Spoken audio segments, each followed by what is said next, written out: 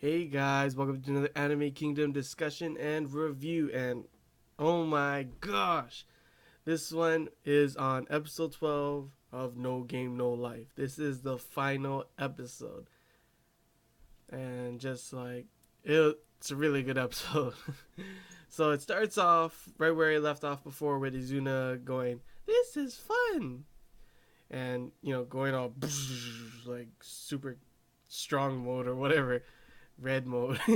And pretty much it's what she's doing is she's using an ability that only a few war beasts can use, and it's called blood destruction.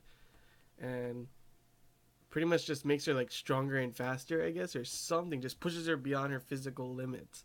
And who the whole like after that was just like all over the place.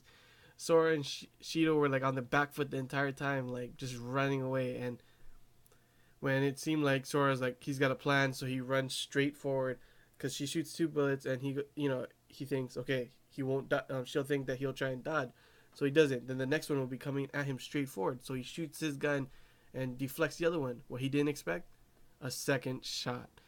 And not only that, but one of the shots that deflected or something bounced off, and it was gonna hit Shido too. And I was like, what? And boom, double headshot, double kill, headshot. It was insane. Like, it was like, dang. And like all of a sudden she goes back. Izuna goes back to normal, and she's like, she's happy because she won. And all of a sudden, she gets shot from behind. And who would have guessed? It was Steph. I was like, what the heck? Her? I thought maybe it would be Jibril. I don't know what happened to her too. That's why. But it was Steph, and it turns out that like the whole thing was it was all their plan. That NPC, they have like a like in every game, their movement, they have a set route kind of thing, and they pretty much, Shido and Sora predicted it. And NPCs are quiet, and Steph, she was unconscious the whole time, so Izuna would not be able to detect anything. And pretty much, what's it called? Before the whole thing happened, you remember that he was talking. He made Steph do something because he still had one of those things that he could make her do because of that game they played. And what he did was made her bound by the pledges that she had to do whatever Shido wrote. And when she wrote on the ground all those formulas and stuff, it wasn't just that. She wrote something on the ground, and what it was what was it?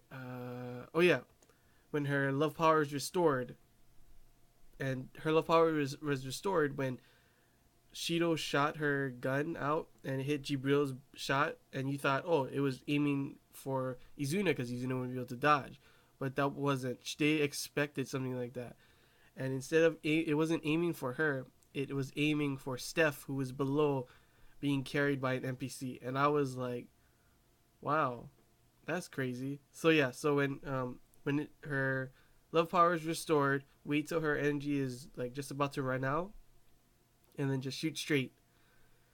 So they pretty much predicted, considering where the NPC goes, and went to the area and knew that that would be the moment when her energy's low, and she shot Izuna. It was incredibly planned out. It was insane. And not only that, but the whole time Ino was outside, of course, and he was using their heartbeats to detect where they are, and he was cheating by telling Izuna pretty much the whole time. And they knew that, so they pretty much used it to their advantage. And I was like, wow, that's taking a lot of steps and knowing what's gonna happen, and just crazy. And after that, we have a moment where Izuna feels pretty much like, it's her fault that so many of her kind is gonna suffer. And she was smiling, she was having fun, so she thinks, how could she do that when all how could she have fun when it's she lost pretty much. And Sora pretty much tells her that either way, if she had fun or not, she would have lost. And I was like, wow, that's pretty cocky, but that's Sora. And after that, he pretty much tells, like, he's like, how does it feel to know that there's an enemy out there that you cannot defeat no matter how hard you try? And I was like, shitty. But what he says is like, to put it mildly, it feels awesome. And I guess that's kind of like how they were. It seemed like no one could beat the, Federation, and all of a sudden they beat them, and it gives you like a motivation, like, oh, this guy's never been beaten before, but I can do this. It's pretty crazy, and oh man, this episode was just insane. After that, it pretty much tells. He also says that your first loss hurts, but that's why it's fun. And I don't know much. Like, well, I do know because I'm a gamer and I've played games, and losing isn't fun. But after that, him and Shido reaches out and says, once she understands that she's a friend, and pretty much they say, welcome Izuna, you're a gamer now. Hey guys, I'm a gamer too. But yeah, pretty crazy episode. After that, we get some lolly fan service with Shido cleaning Izuna's tail, and it was like, what the heck is going on? But this anime, they always have those fan service every once in a while, these episodes. But after that, they learn Steph runs in, like, talk about, that the Eastern Federations took all their technology before everything happened, and Sora knew that, and he knew that because, and he didn't, it was fine, whatever, because the game wasn't over yet. And that's when we saw the designated representative of the Eastern Federation, who's the Shrine Priestess, the Fox chick, and she pretty much takes them to the Eastern Federation capital, and she talks about how she pretty much knew, like Imadi was using the Elven Guard, a spy, so that they can't cheat. They would know, and the Elven Guard also knows how to beat them too now, and they knew that after Imadi would try and fight him again, and then they would be confident that they could beat him again. But it was also, it seems that Jibril was, she was once one of the higher ups of the Fugals, and she also had them help, so, and told them, so now they know how. So even if they beat Imadi, the Elven Guard and the Fugal know how to beat him. And like, I was like, wow, a lot of planning and a lot of like, ooh, what are they gonna do? So after that, it comes down to one game. They have one final game, and that game, pretty much, if Sora, wins, then they get all the Eastern Federation territory, including the continent, including the island off the continent. And then if the Shrine Priestess wins, if she wins, then it pretty much means that the Warbies get, their rights to self-rule and guarantee all of their rights and guarantee resources from the continent. Because she doesn't like, if anything, she doesn't, want to. She knows that she can't win against the elves and stuff, so she's got to do something to help. And then it's crazy because, I mean, we already had a crazy ass game, so I guess they couldn't do another one. But this one is on a coin toss. All of that for a coin toss, and I'm like, oh man, what the heck? So when Sora flips the coin in the air, the Shrine Priestess uses her blood destruction, and she pretty much slows down, because it's like slow down time kind of thing, and she predicts what side it's going to flip, land on. And it seems like, oh, what's Sora going to do? Is he going to cheat? But then, of course, he's not using any magic. But it was the walkway, the pathway, it's like stones, stone squares each block. And he, like, moves it. So when the coin lands, it lands on its side, and it's a tie. And that's pretty much was his plan all along. And that's, like, so they both win, and they both get what they want. And thus, the Elkia Federation is born. And it's pretty crazy. So they're both combined together. They both rule together.